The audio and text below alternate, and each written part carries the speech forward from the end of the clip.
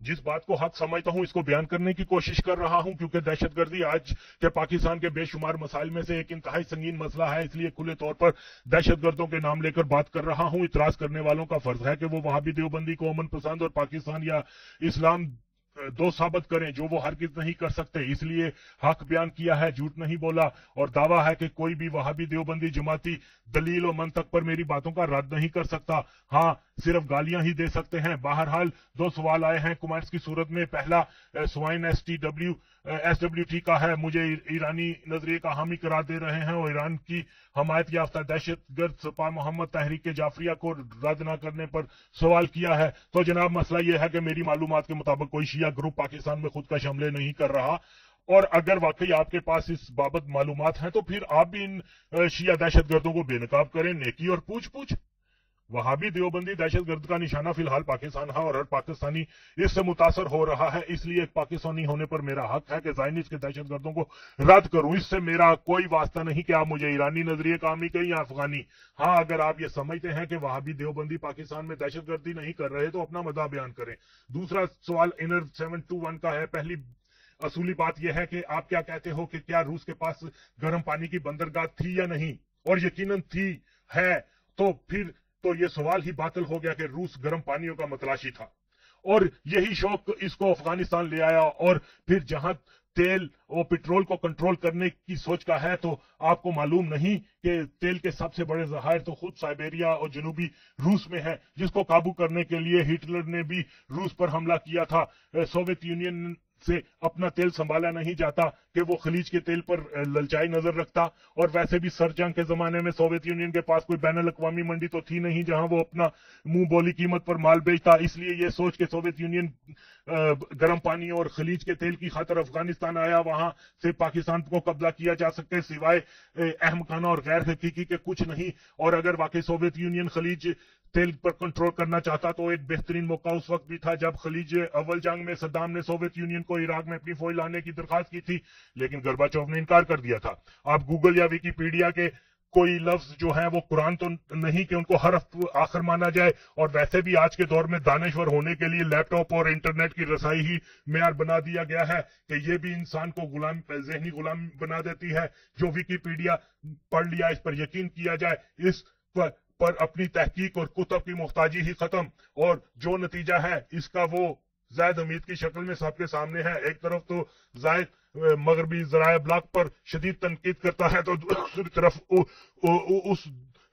उस समेत उसके सारे कल्ट पर विकीपीडिया की छाप साफ नजर आती है। एक तरफ तो जायद हमीद ये कहते नहीं थकता कि हमारी हर बात नबी सल्लल्लाहु अलैहि वसल्लम की बताई है, हम कुरान सुन्नत हदीस के अलावा किसी दूसरी चीज को मुकद्दम नहीं जानते। और जब इससे इंडिया और सऊदी अरब के बढ़ते हुए इक्तिसादी यानी सऊदीया के अरबों डॉलर की इंडिया में सरमायाकारी पर सवाल किया गया, तो जायद हमीद वहां फरमाने नबी भूल गया कि नबी ने नजद से उठने वाले फितने की बहुत सी निशानियों में से एक निशानी ये भी बताई थी कि ये लोग कुफार की मदद किया करेंगे और मुसलमानों को मारेंगे। अगर वाकई जैद नबी पाक के फरमान का तर्जमान होता तो इसका जवाब यही होता कि इसमें हैरत की क्या बात है कि नजदियों ने हिंदुस्तान में अरबों डॉलर की सरमायाकारी की है।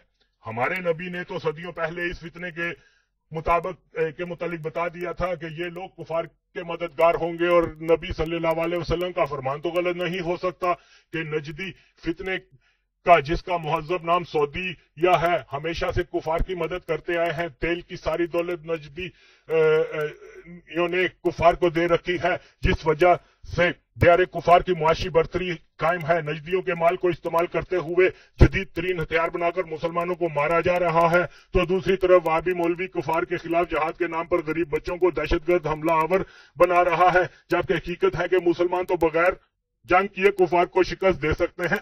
अगर नजदी अपना पूरा नहीं तो कम से कम आधा पैसा ही कुफार से वापस ले ले तो कुफार की इकोनॉमी तबाह हो जाएगी, जिसका असर कुफार की अस्करी ताकत पर भी होगा। इसलिए वो बच्चे जो वहाबी देवबंदी के कहने पर जहाद के नाम पर खुद का हमलावर बन रहे हैं, वो बच्चे उस वक्त तक खुद का हमलों की हड़ताल कर दे जब तक नजदी अपना माल कुफार से वापस नहीं लेते। जहद की जहालत देखो कि सऊदिया जिसे इस्लाम पाकिस्तान दुश्मन को दोस्त कहता है। नजदी दोस्ती को तो देखो कि पाकिस्तान में इंतशार के लिए यहूद की मां पर फिरका वारी देवबंदी वहाबियों की माली इमदाद करता है।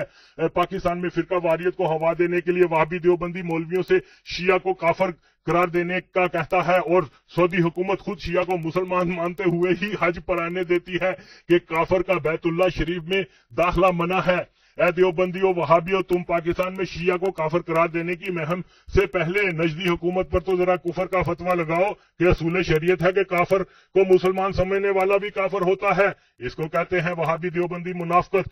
कहते कुछ है करते कुछ है। जायद जैसा जाहिल ये जानकर भी नजदी हुकूमत पाकिस्तान मुखालफ भारत की मदद कर रही है। वो क्या कर रहा है? जनाब, सऊदी अरब हमारा दोस्त है, इसका कसूर भी हुकूमत पाकिस्तान को ठहरा रहा है। इसको कहते हैं डिगिया खोते तो गुस्सा को म्यारते।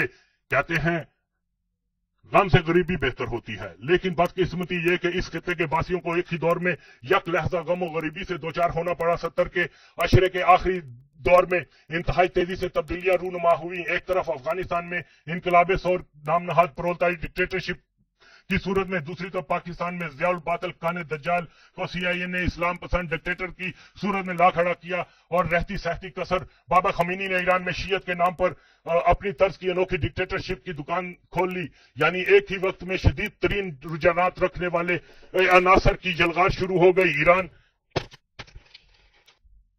शाह ईरान के खिलाफ ईरानियों की जदोजहद का असल हदफ शाह की वो इक्तिसादी इस्लाहात थी जिसकी वजह से तबकाती कश में शिद्दत आई। ईरानी मुआशरे में मुआशरती नाहमवारी के एहसास ने शाह जैसी मजबूत हुकूमत को हिलाकर रख दिया। इस पर खमीनी को फ्रांस से ईरान वारद किया गया ताकि वो एक अजीम जदोजहद के नतीजे में लाई गई तब्दीली को मजहबी जुनूनी में बदल दे, और ईरान के जुनूनी मुल्लाओं ने यजीद के नक्शे कदम पर चलते हुए बेगुनाहों के खून से होली खेली। शाह की सावक की जगह पासदान इनकलाब के खूंखार वैश्यों ने ले ली, तो दूसरी तरफ यहूदी एजेंट ज़िया ने इस्लाम के नाम पर एक रवायती सूफी असर मुआशरे में मदूदी नजरियात को लागू करना शुरू कर दिया, जिसका मंतकी इंजाम पाकिस्तान में इस्लाम के नाम पर गुंडागर्दी को परवान चढ़ाया गया, मुनाफिकत और रियाकारी को रिवाज दिया गया, मौलवी माफिया पैदा किया गया, शिद्दत पसंदी को हकीकी इस्लाम कहा गया, नबी सल्लल्लाहु अलैहि वसल्लम के गुस्ताखों को उलमा दीन कहा गया। पाकिस्तान में वहाबी देवबंदी मसलक के अकलियत अकायद को इस्लामी शरीयत का नाम देकर अवाम पर लागू किया गया, और आज पाकिस्तान की ज़ुबू हाली इसकी मुंह बोलती तस्वीर है। अफगानिस्तान के वुडगा कम्युनिस्टों ने भी अपनी तर्ज की शिद्दत पसंदी के जौहर दिखाए।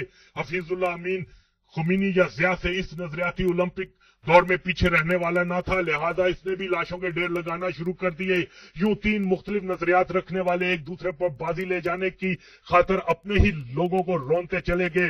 पाकिस्तान और अफगानिस्तान के वहशतनाक जनूनी खूंखार अजियत पसंद मौलवियों की मुश्तरका टीम भी इस रेस में कभी मुजाहिदीन और कभी तालिबान के नाम से शामिल होती रही। 30-35 साल से जारी इस तमाशे का नतीजा मर्ग, भूख, नंग अफलास, अखलाकी और इंसानी कदरों की पामाली, फिरका वारियत, लसानी और कौमियत के नाम पर इस खित्ते के लोगों की तकसीम ही है, जो कि दलील है कि इस खेल में शामिल लोग ना तो रूहानी कदरों से बलद थे और ना ही मादियत के मार्क्सिस्ट फलसफे से।